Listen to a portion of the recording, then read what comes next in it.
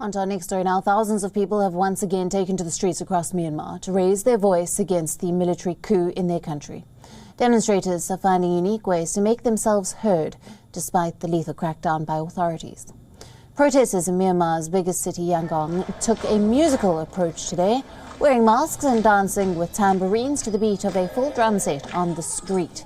People gathered at Yangon's Leran Center to call for the military to restore the elected government and free the detained civilian leader Aung San Suu Kyi.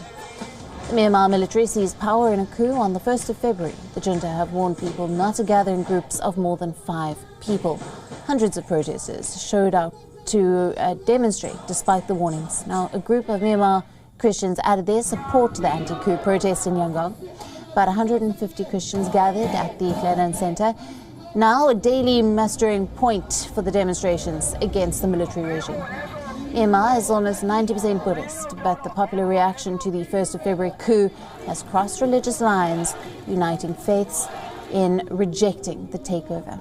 Meanwhile, thousands of people marched in Dawei in the southern Myanmar. Like towns and cities in the country, Dawei has seen large daily protests since the civil disobedience campaign began shortly after the 1st of February coup. Teachers, students, engineers, bank staff, monks, Karen ethnic groups and ordinary members of the public have formed a column of thousands moving through the city, carrying banners, flags and photos of the deposed national leader Aung San Suu Kyi. Protesters demanded the military government release the country's civilian leaders and stand down. Meanwhile, Indonesian Foreign Minister Retno Marsudi will not travel to Myanmar to hold talks with the country's military leaders. Indonesian Foreign Minister Retno Marsudi has been rallying support in Southeast Asia for a special meeting on Myanmar. Jakarta proposed the region sends monitors to ensure the generals hold fair and inclusive elections. However, Indonesian Foreign Minister now says that the time isn't right to visit Myanmar.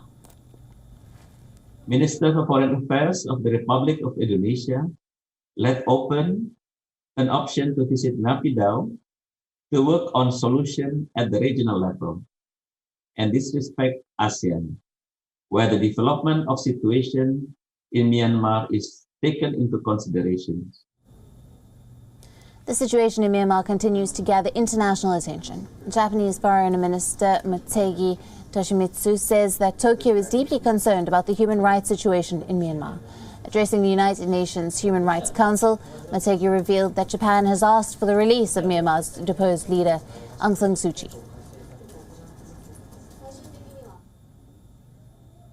While remarkable economic growth has been made in the Asia-Pacific, achieving democracy and protecting human rights remains ongoing challenges.